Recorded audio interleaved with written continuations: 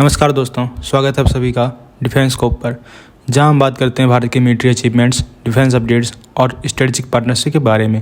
तो चलिए शुरू करते हैं बिना किसी देरी के। पहली खबर की बात करें तो डीआरडीओ ने solid fuel ducted ramjet based Astra MK3 air to air missile का नाम बदलकर गांडीव रख दिया है।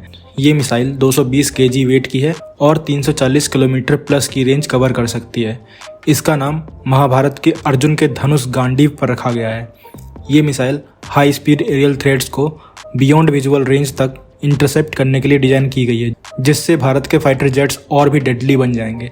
अस्त्रा MK3 यानी गांडीव के 2 फ्लाइट ट्रायल्स FT-01 और FT-02 सक्सेसफुली कंप्लीट हो चुके हैं। मिसाइल की सेफ सेपरेशन को सक्सेसफुली डेमोन्स्ट्रेशन किया गया है, जो एक बड़ा माइलस्टोन है। पहले भी इस मिसाइल को ग्राउंड से कई बार टेस्ट किया जा चुका है, जो बताता है कि इसकी डेवलपमेंट स्टीडी पेस पर चल रही है। गांडीव का इंटीग्रेशन इंडियन एयरफोर्स के Su-30 MKI, तेजस Mk1A और फ्यूचर के तेजस Mk2 जेट्स के साथ किया जाएगा। तो कैसा लगा आपको इस बारे में जान के कमेंट सेक्शन में जरूर बताइए। अगली खबर की बात करें तो भारत का LCA तेजस Mk2 फाइटर जेट एक और मेजर अपग्रेड की तरफ बढ़ रहा है।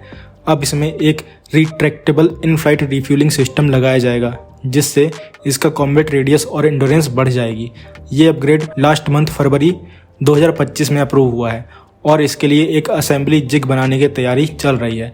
असेंबली जिग एक ऐसा फिक्सचर होता है जो एयरक्राफ्ट के कॉम्प्लेक्स कंपोनेंट्स को सही अलाइनमेंट में फिट करने में हेल्प करता है। आप सोच रहे होंगे कि ये रिट्रैक्टेबल रिफ्यूलिंग प्रोब का क्या काम है। इससे fighter jets mid air refuelling कर सकेंगे बिना किसी एरोडायनेमिक डिस्टरबेंस के। पहले के तेजस जेट्स में एक फिक्स रिफ्यूलिंग प्रोब होता था जो हमेशा बाहर ही रहता था और ड्रैग बढ़ाता था, लेकिन अब जो नया रिट्रैक्टेबल टेलीस्कोप प्रोब लगाया जाएगा वो जब जरूरत हो तभी निकलेगा और बाकी टाइम स्टील्थ और फ्यूल एफिशिएंसी को मेंटेन करेगा। इस नए सिस्टम की वजह से तेजस Mk2 एक फुल फ्लेज्ड 4.5 जनरेशन फाइटर बन जाएगा, जो 120 मिनट तक कंटिन्यूअस कॉम्बैट मिशन एग्जीक्यूट कर सकता है। ये अपग्रेड इंडियन एयरफोर्स के IL-78 रिफ्यूलिंग एयरक्राफ्ट के साथ कंपेटेबल होगा, जिससे ये फाइटर पाकिस्तान के JF-17 और चाइना के J-20 के अगेंस्ट गेम चेंजर बन सकता है। लेकिन एक चैलेंज भी है। तेजस Mk1 के केस में भी टेस्टिंग और इंटीग्रेशन डिलेस आए थे।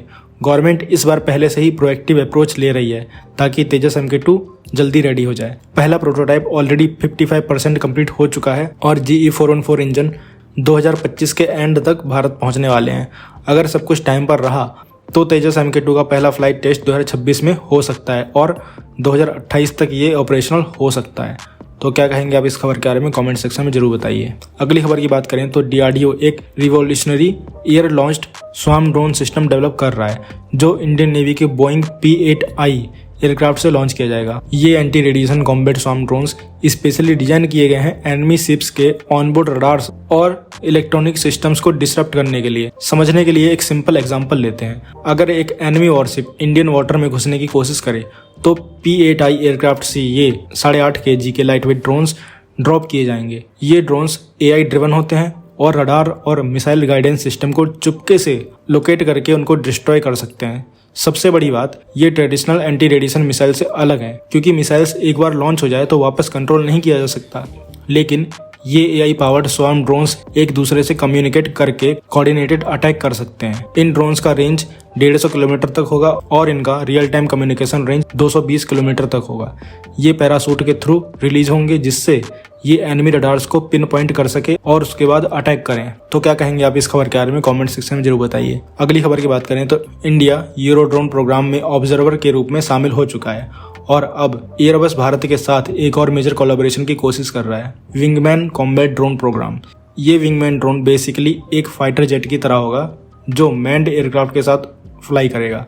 ये पायलट के डायरेक्ट कंट्रोल में होगा और हाई रिस्क मिशन एग्जीक्यूट करेगा। मतलब अगर एक रिस्की मिशन में पायलट अपना एयरक्राफ्ट खतरे में नहीं डालना चाहता तो ये ड्रोन जाकर एनिमी को अटैक कर सकता है या सर्विलांस मिशन कर सकता है। इंडिया को इसमें बड़ा फायदा हो सकता है, लेकिन एक दिक्कत ये भी है कि HAL और private Indian company new space research already अपने लॉयल विंगमैन ड्रोन डेवलप कर रहे हैं। मतलब अगर एयरबस को इंडिया का सपोर्ट चाहिए तो उसको टेक्नोलॉजी ट्रांसफ़र और लोकल प्रोडक्शन का कमिटमेंट देना पड़ेगा। तो क्या कहेंगे आप इस खबर के बारे में, कमेंट सेक्शन में जरूर बताइए। तो दोस्तों ये थी आज की डिटेल्ड अपडेट्स हमारे भारत के डिफेंस और इंटरनेशनल स्ट्रेटजीज़ के बारे में। अगर आपको ये वीडियो इन्फॉर्मेटिव लगा हो तो लाइक करें, शेयर करें और चैनल को सब्सक्राइब करना ना भूलें। आपका सपोर्ट हमें और बेहतर कंटेंट बनाने के लिए मोटिवेट करता है। मिलते हैं नेक्स्ट वीडियो में। थैंक्स फॉर वॉचिंग एंड जय हिंद, जय भारत।